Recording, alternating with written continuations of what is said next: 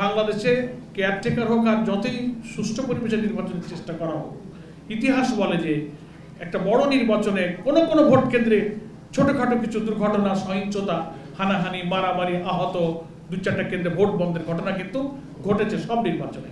যদি এই নির্বাচনে এমন কোনো ঘটনা ঘটে যে 5টা কেন্দ্রে ভোট বন্ধ হয়ে গেল, তাহলে সেটা তো জাতীয় নির্বাচনের কেন্দ্রের ভোট বন্ধ হলো, তাহলে গণভোটের কেন্দ্রের কি দশা হবে, ওই ভোটের কি করে গণনা হবে, ওই ভোটটা কি করে কাউন্টিং হবে, এতে কোনো ফলাফল হতে পারবে না। আন্দোলনের কর্মসূচি কেন দিলেন, প্রশ্নটা আপনারা করেননি, কিন্তু প্রশ্ন অনেকেই করেন, একটা জিজ্ঞাসা মানুষের। তো সেক্ষেত্রে আমাদের এই দলগুলোর পক্ষ থেকে পরিষ্কার বক্তব্য হচ্ছে, আমরা যে জুলাই সনদে স্বাক্ষর করেছি, এটা জুলাই চার্টারের যে সমস্ত সংস্কারমূলক প্রস্তাবে আমরা সবাই একমত হয়েছি, স্বাক্ষরের মধ্য দিয়ে সেই সংস্কার প্রস্তাবের ব্যাপারে আমাদের একমত প্রকাশ করেছি। কিন্তু এখন কাজ বাকি হলো এগুলোকে একটা জুলাই সনদ বাস্তবায়ন আদেশ জারি করতে হবে, আর এটাকে আইনি ভিত্তিতে একটা গণভোট করতে হবে, তারপর জাতীয় নির্বাচন। এখন এই দুইটা কাজ তো জুলাই সনদে অন্তর্ভুক্ত নেই, যে গণভোট কখন হবে আর এর যে জুলাই সনদ বাস্তবায়নের যে আদেশটা কখন হবে, এই দুইটা জায়গা জুলাই সনদের অন্তর্ভুক্ত করে লিখিত নেই বলে অনেকেই প্রশ্ন করছেন যে আপনারা যে করলেন এটা যে বাস্তবায়ন হবে, কবে আদেশ জারি হবে, কবে গণভোট হবে, এটা নিষ্পত্তি তো এখনো হয়নি।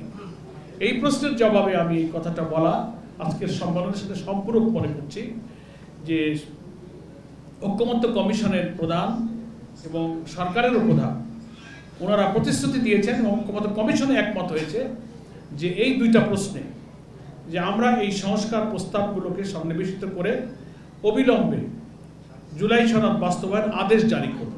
লিগাল এক্সপার্টরা অনেকগুলো প্রস্তাব দিয়েছিলেন, কনস্টিটিউশনাল অর্ডার এবং নানান অর্ডারের চিন্তা হয়েছিল, কিন্তু লিগাল এক্সপার্টরা বলেছেন জুলাই সনদ আদেশ একটা জারি করতে হবে, জুলাই সনদ বাস্তবায়ন আদেশ।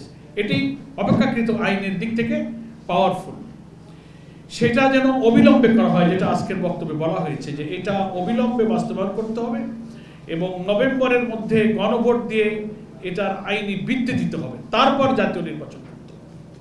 কেউ কেউ একই দিনে গণভোটের প্রস্তাব দেওয়ায় আমরা এটার সাথে দ্বিমত করেছি। অনেক জটিলতা আছে, একই দিনে 2টা ভোট হলে অল্প সময়ের মধ্যে একজন ভোটার 2 জায়গায় ভোট দেবে, একটা সনদের ব্যাপারে হা না বলবে, আবার তার প্রতীকে ভোট দেবে, টাইমে ভোট কাস্টিংয়ে কভার করতে পারবেন, অনেক ভোটার ভোট দেওয়া থেকে বাইরে থেকে যেতে পারে। দ্বিতীয় প্রবলেম হতে পারে যে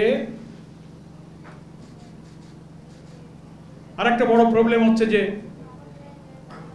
জুলাই সনদে যেসব সংস্কার প্রস্তাব যাচ্ছে, একজন ভোটার যদি বুঝতে না পারে যে কোনটা হা হলো, হা জিতলো না না জিতলো, কোন কোন সংস্কারে জাতি হা বললো, এটা তো ভোটারকে আগে বুঝতে হবে, তারপরে না ভোট দিতে হবে। তো একই দিনে যদি জাতীয় নির্বাচন হয় আর গণভোটও হয়, তো ফলাফল সে না জেনেই কিন্তু জাতীয় নির্বাচনে ভোটটা দিয়ে দিল। এই কারণেও আমরা বলেছি যে না, এটা একই দিনে ভোট হলে জাতির ধূম্রজালের মধ্যে থাকবে, কনফিউশন থাকবে, আগে এই গণভোটটা করতে হবে। আপনারা প্রশ্ন করতে পারেন, সে কারণে এই 3টা জিনিস একটু আমরা ক্লিয়ার করলাম যে আমরা একই দিনে কেন গণভোটে রাজি নই। এবং আন্দোলনের এই কারণেই যে আমরা আমাদের আন্দোলনটা হবে নিয়মতান্ত্রিক, গঠনমূলক, কোনো সহিংসতা, কোনো হাঙ্গামা ভাঙচুরের সেই আগের সন্ত্রাসী রেওয়াজের কোনো আন্দোলন আমাদের এই সমমনা দলের আন্দোলন নয়। আমরা নিয়মতান্ত্রিকভাবে সরকারকে, জনগণকে, দেশবাসীকে, প্রশাসনকে, ঐক্যমত্য কমিশনকে আমরা মেসেজ দিতে যাই যে আমাদের এই দাবি ন্যায্য, এটা আমাদের মানতে হবে। একটা হচ্ছে আদেশ দ্রুত জারি করুন, গণভোটের ব্যবস্থা করুন নভেম্বরে, এটাই আমাদের দাবি। তাহলে আমরা জাতীয় নির্বাচনে ইনশাল্লাহ সুষ্ঠু নিরপেক্ষভাবে অংশগ্রহণ করতে পারব।